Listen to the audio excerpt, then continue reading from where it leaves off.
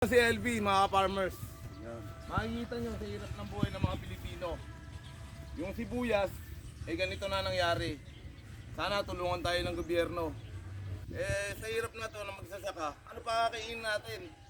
Sa hirap ng buhay, sana tayo nagbabayo, tayo kakain. Tapos yung matitinong sibuyas na yan, kukunin lang ng mga negosyanteng mayayaman, kung saan saan, dadalhin kung saan saan, tatago. Ngayon pinagsusugahan ng kambing. Nagsusugahan ng kambing. At saka yung aso, nakasugat din ng kanina to, nawala na. Kaya ang hirap ng buhay ng magsasaka, mga farmers. Lahat na yan, tanawin nyo hanggang doon. Ay makikita nyo mga farmers kung paano maghirap ang mga magsasaka dito sa Pilipinas. Sana may tulong, may unawa, huwag itago ng mga mayayaman kung sino-sino man silang mga negosyante. Tapos pati palay, kung ano-ano, itatago, kung saan-saan dinadala.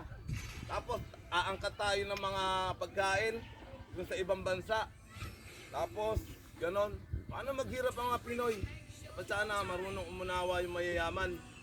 Naunawaan nila kung gaano maghirap ang mga magsasaka. Para sa akin, eto na, si LV, ang inyong ka-farmers. LV, mga farmers.